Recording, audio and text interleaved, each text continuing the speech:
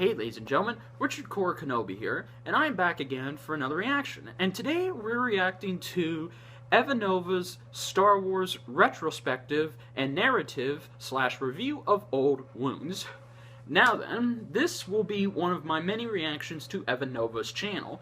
Now, you all have been asking me, Xavier Ford and Ian Kane in particular, you both have asked me to do reaction to his two Versus series of theirs, and of course I'm a big fan of, the Council Forecast. I love them. I love Jen Sarai, I love Antoine Bandelere, I love Ready For, but mainly out of all of them, my favorite is EvanNova95.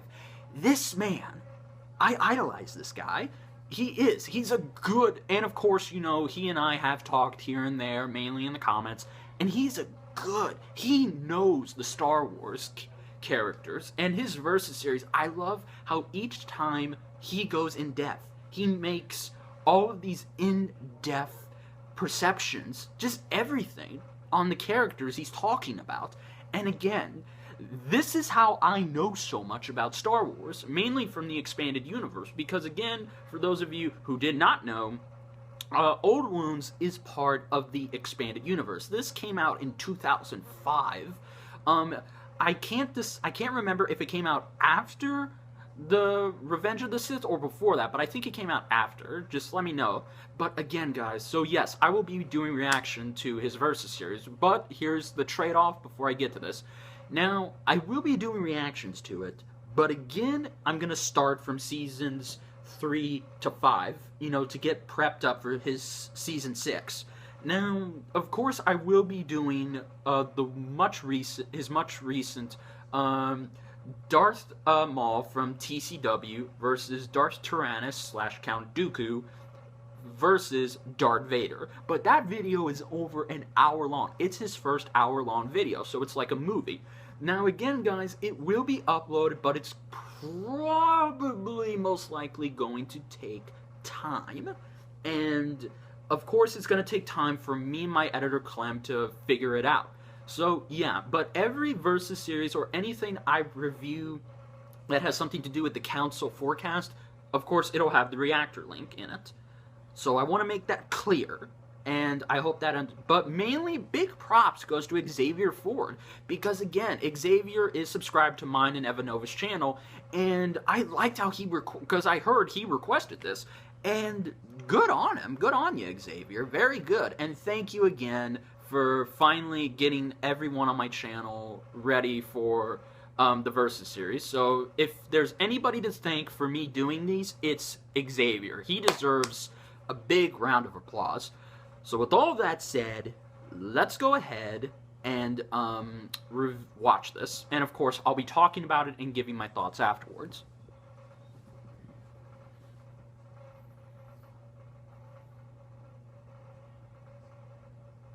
Oh, that's some awesome fan. Oh, it's from his season finale. That's awesome fan art. Like that.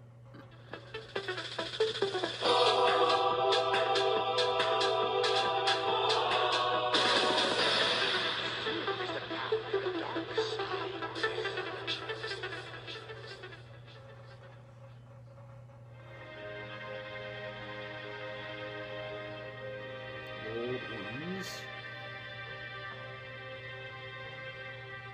Another day has passed on the desert world of Tatooine.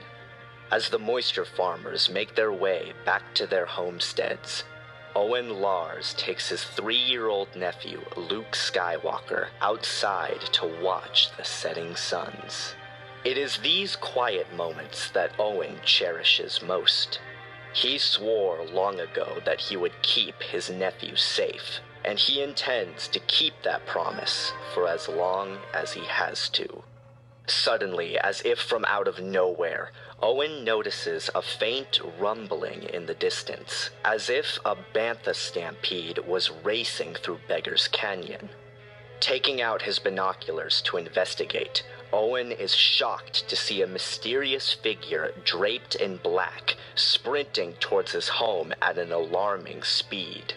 Recognizing trouble when he sees it, Owen calls for his wife Beru to take Luke and to give him his rifle. As the mysterious figure closes in, Owen warns him that if he doesn't stop to the count of 3, he will not hesitate to shoot. However, the figure continues his stride, as though he didn't even hear the moisture farmer's warning. Foregoing the full 3 count, Owen fires his rifle, but the stranger leaps into the air at impossible speed, avoiding the bolt. Before Owen could fire another shot, the cloaked man reaches out with his hand, and then, to the farmer's surprise, his gun is yanked from his hands by an unseen force and carried into the stranger's awaiting grasp. He then proceeds to brutally smash the rifle into Owen's head, breaking the butt of the gun and putting the farmer down. As Baru screams for her now only semi-conscious husband, the cloaked figure discards the rifle and slowly approaches her and Luke like a predator closing in on its prey. A cool voice drips from his unseen mouth, claiming that what he had learned was true, and that, in his own words, there is a son. Whoever he is, this being is somehow aware of Luke's secret parentage, which in turn could have dire consequences for the rest of the galaxy. Mere seconds after the shocking words had left his lips, the stranger stops in his stride towards the hapless Baru and looks out into the distance, as if he had suddenly become aware of something previously unseen. Looking out into the wastes, the cloaked being notes that a heart had quickened pace in response to his words, and that he is now aware of someone else hiding nearby. Speaking directly to the unseen observer, the stranger notes that he had missed him on Camino by 2 days. He was a day behind him on Geonosis. 3 years later, he had come across a corpse on Mustafar and actually thought he might have been him, but was relieved to see that it was not. Continuing with his tale, the cloaked marauder notes that while the mute runts at Paulus Mesa were the least satisfying lives he had ever taken, their medical logs were worthwhile. Finally making his way to Tatooine, an old junk dealer choked up a name before the stranger separated him from his greed. Burrito. The hooded being finishes by saying that he knew that if he found the boy, he would come. A new voice, clipped and calm, echoes off the sand, asking the stranger if Palpatine knows of his being here. In a fit of annoyance, the stranger tells the onlooker that he does not, that there is no Palpatine, no Empire, no Jedi. There is no light, no dark, just him and the onlooker, here and now. The onlooker responds to the challenge, saying that they could do this for old time's sake, but warns the stranger that he was a Padawan back then. And with the speed of a Gorelian ghost viper, Jedi Master Obi-Wan Kenobi bursts out from under the sands, boldly claiming that this time, the cloaked attacker won't heal clean. Eager to face the Jedi Master, the mysterious stranger rips off his cloak, revealing himself to be the Sith apprentice, Darth Maul. Having somehow survived being cut in half by Obi-Wan many years ago on Naboo. Brandishing a new, curved, double-bladed lightsaber, Maul hurls himself at Kenobi, determined to cut him down. Pinning the Jedi Master in place with his cybernetic legs, Maul remarks that during that day in Theed, he fell so far from what he had once been. He tells Kenobi that when he came to rest, all he could see was him. But he rose from his ruin to find himself greater, and all the days since have been to Obi-Wan's end. Breaking from the Sith Lord's grasp, Kenobi easily avoids the Zabrak's counter and proceeds to take the fight to him. When their blades met, Kenobi could see the pure, unadulterated hatred etched into Maul's features.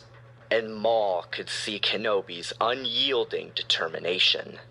The world fell away, and in that moment it was just the two of them. Just Darth Maul and his rage, and Obi-Wan Kenobi and his calm. Winner take all. Pushing their locked blades aside, Kenobi made a slashing motion with his free hand, and in an astonishing display of strength, severed two of the Zabrak's horns from his scalp. Stunned by the force of the blow, Darth Maul backed off. Seeing an opening, Kenobi took a reverse grip on his lightsaber and leapt at the Sith Lord. Regaining some of his footing, Maul attempted to counter the Jedi Master's attack, but it was too late. With but a flick of his wrist, Obi-Wan severs Maul's left arm from his body and continues his strike through the Zabrak's saber staff, splitting it in two. Crying out in pain, Maul kicks Kenobi in the chest with his metal legs, sending the Jedi crashing into a parked speeder. Desperate to continue the fight, Maul calls one of the halves of his damaged weapon to his remaining hand, igniting the blade and spinning around, ready to charge. But he stops cold when he sees what's before him. Obi-Wan Kenobi, who had recovered faster than Maul had expected, was standing before him with the hilt of his lightsaber mere centimeters away from Maul's face. Kenobi hesitated. Maul was at his mercy. With but a flip of a switch, he can put an end to the murderous Crusader once and for all. The Zabrak knew of Luke. He couldn't allow him to remain at large. But to end him in cold blood, this was not the Jedi way. Obi-Wan recounts just how much pain not only Maul had caused him, but how much pain everyone around him had suffered. Mentors and friends killed, innocents broken, brothers turned into killers, and all because Maul's kind was allowed to flourish unabated. Darth Maul tensed in fear. Kenobi's thumb wavered precariously over the activator. A blaster bolt ripped through the air. Darth Maul's body landed on the sandy ground with a thud. Owen Lars, smoking rifle still in hand, approached the Jedi Master. As the two men stood over the Sith Lord's corpse, Kenobi tells Owen that he will take Maul's body out to the Dune Sea and burn it, to ensure none learn of what has transpired.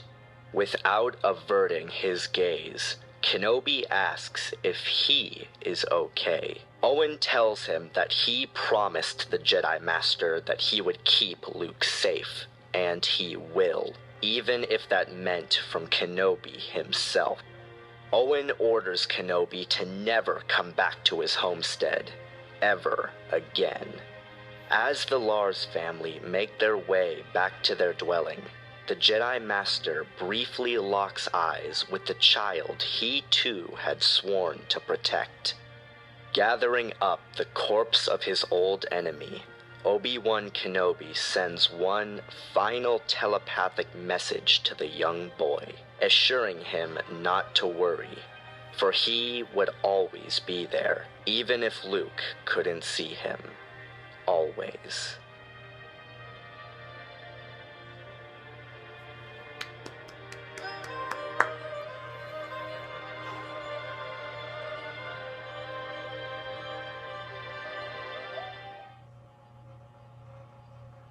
Roughly 3 weeks ago, shortly before the release of The Force Awakens, My friend Jen Sarai posted a video on his channel entitled Star Wars: The Expanded Universe Fan Perspective. In it, Connor gave his opinions on a multitude of topics ranging from the retconning of the EU, the importance of the films in relation to the Star Wars universe, and the management of past continuity and new material. As is to be expected when one makes a sort of draw the line in the sand kind of video, you'll have people chomping at the bit to share their opinion on the same topic. Yep. Addressing my comment on the video, I stated, among other things, my belief that a work of fiction's canonicity shouldn't be a factor in one's overall enjoyment. With the story Old Wounds released within Star Wars Visionaries being a prime example as far as this line of thinking is concerned. One of the replies to this comment was a user going by the name Xavier Ford asking me to do a video on the Old Wounds comic. And with Versus Series Season 5 officially ending, I thought now would be as good a time as any to talk about this relatively well-known story. As I think I've made quite clear, the story Old Wounds by Aaron McBride, who newer fans may know as the illustrator for the cover of Star Wars Lords of the Sith, is one of my favorite Star Wars short stories, despite its somewhat silly premise and position as a non-canon story. I have always had an interest in the mind and human relationships. In fact, I may or may not be pursuing a psychology major in the near future. And what I feel this story does better than many full canon works is giving us a look at the relationships between certain characters and why they act the way they do. Owen Lars in A New Hope and several other tie-in works is seen as this stern parental figure who keeps Luke on a pretty short leash, wanting him to have nothing to do with the Jedi or the rest of the galaxy. However, in Old Wounds, we see that Owen's mindset stems from an unyielding desire to protect Luke from harm. He has seen what Anakin is like when he's angry. He knows what his stepbrother turned into. And in this story, we see him experience firsthand the kind of destruction Force wielders are capable of. With all this happening around him, it's really little wonder Owen grew to be so resentful of Kenobi and, well, Force wielders in general. Which makes his decision to keep Luke's true parentage from him a little more understandable. The dichotomy between Obi-Wan and Owen is also very interesting. You can tell that these two respect each other, at least to a modest degree, but their personal viewpoints on, well, everything are so diametrically opposed that really the only thing that they have in common is their love for Luke. Kenobi's little brush with the dark side, if you could even call it that, is also handled beautifully. As he holds his saber to Maul's face, you can really see the conflict going through his head. That one panel depicting everyone he's ever loved in pain really goes to show how much sorrow this guy has endured. The scene really does leave you wondering whether or not Obi-Wan would have pressed that activator had Owen not interfered. Even the relationship between Darth Maul and Obi-Wan Kenobi is given some interesting insight. Darth Maul has never been a very complex character. He's a blunt instrument whose entire personality revolved around unyielding obedience to his master. That's it. As such, him devolving into an unstable basket case utterly consumed with revenge after being cut in half really does feel like a natural progression of his character. Not only did Kenobi rob him of his legs, he robbed him of his chance to destroy the Jedi Order alongside his master. The singular goal that defied Maul's entire reason for being. When Maul declares that there is no Palpatine or Empire or Jedi, I see this as being symbolic of him having no more purpose in his existence. Revenge is the only thing Darth Maul wants, because revenge is the only thing Darth Maul can ever have in a galaxy that has passed him by. And deep down, I think he knows it. Many criticize the story for having Owen Lars be the one that puts down Maul for good, but I actually see this as a pretty fitting ending for him. Another aspect of Darth Maul's character is that this guy is nowhere near as good as he thinks he is. No. Sidious never intended Maul to be his successor or a true Sith Lord. He only trained him so he could have someone to carry out the covert missions that he himself could not due to his position as a senator. Darth Maul wasn't, nor was he ever intended to be counted amongst the legendary Force wielders of his time. And therefore, him getting killed not by a powerful Jedi Master, but a lowly moisture farmer is pretty symbolic of the character as a whole.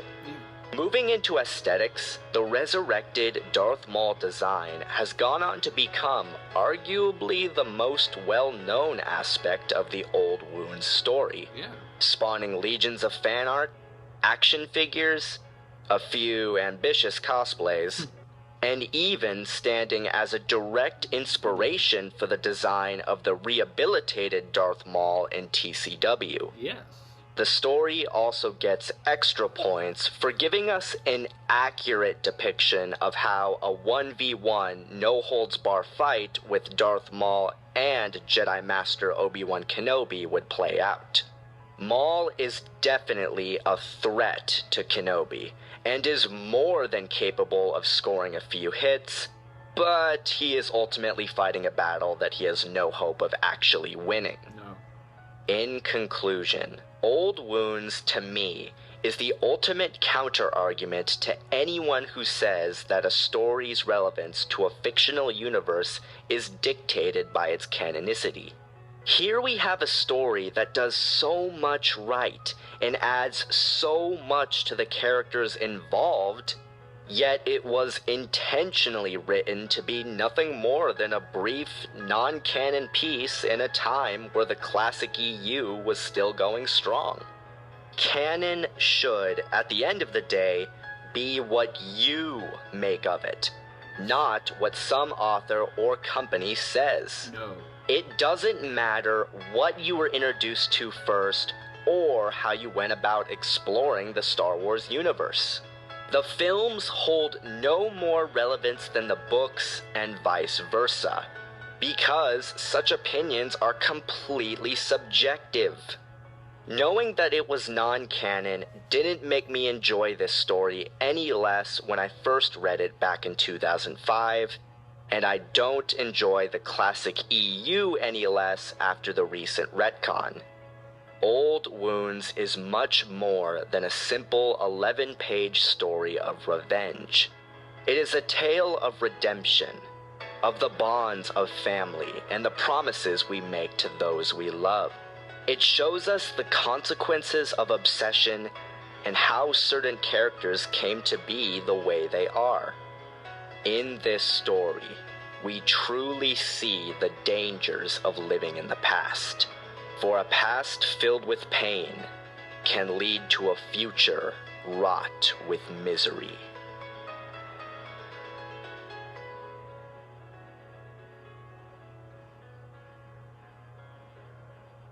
Well guys, I hope you enjoyed this little retrospective on the Old Wounds story. Hopefully I've convinced a few of you to check out this story for yourselves. Absolutely. And I'll see you guys later.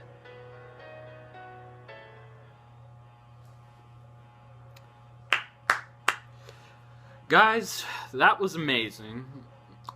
now you see why I love Evan Nova. Now you see why everybody else in the Star Wars versus series community loves him, because this is a guy who knows exactly, and beyond that, he knows these characters. He knows how to go in depth about them, what they stand for, what they've been through. And this really proves the point, because even if the expanded universe is not canon anymore, that doesn't mean you shouldn't enjoy it any less for being so. My favorite non-canon Star Wars book of all time, and I read this back in high school and middle school, was Star Wars: The Last of the Jedi. This takes place after Episode 3. You know, shortly a few months, where Obi-Wan Kenobi is still in his prime, and he's called up by another Jedi to help him, and he actually goes up against Boba Fett, and he tries so hard not to get his presence sensed by Darth Vader. Guys, this is an amazing book. I've read this twice in my life. I love it to this day, and you can bet that I can read it again. Even if this is non-canon, I still love this book and what it stands for, because this is why I'm called Richard Kenobi, because of the character of Obi-Wan Kenobi, what he means to me, what he means to us, the stuff he's been through. And that scene with Old Wounds, you know, that panel of him seeing everyone that Darth Maul has killed, his mentors, his friends, everyone he's ever loved. You know, it's symbolic. And again, he's right, because Darth Maul is not a complex character, nor is he the best lightsaber duelist he thinks he is. But the way they portrayed his and Obi-Wan's relationship, and how they accurately depicted how a one-on-one fight would go, it's amazing. Because to me, Obi-Wan Kenobi, and this is just me, I don't know if y'all feel this, but Obi-Wan Kenobi and Darth Maul are sort of like Batman and Joker, where Darth Maul is a berserker rage version of the Joker, and Obi-Wan is a calm and calculating and caring Batman. That's how strong their relationship is, you know, and the fact that Obi-Wan could have killed Darth Maul years ago, so that way Darth Maul wouldn't have brought him so much pain and suffering to the people he loved, you know, really just speaks volumes. And again, if y'all have not picked up the Old Wounds comic, go pick it up. Like Evan said, it's an amazing book. In fact, now my new favorite canon Star Wars book, I got this years ago, last year actually, 2 years ago, is Star Wars Kenobi, written by John Jack Samur, which this takes place after Episode 3, like in between Episode 3 and into Episode 4. And we see what Obi-Wan is doing after that. He's trying to fit in on Tatooine. He's just trying to, you know, regain what he once had. Not his Jedi skills, but just how to be this hermit for the rest of his life. This is an amazing book. Words cannot describe how much I love this book. And this and Last of the Jedi, they make me appreciate and love the character. Even if this book is non-canon, I still love it. You know, and that's the thing. Even if the expanded universe is gone, there's actually a petition to get it back, to get a billboard, so that way we could get it back. But even if it doesn't come back, I still love the expanded universe for what it was. You know, it made me appreciate in depth everything about the Star Wars characters, and I still love it.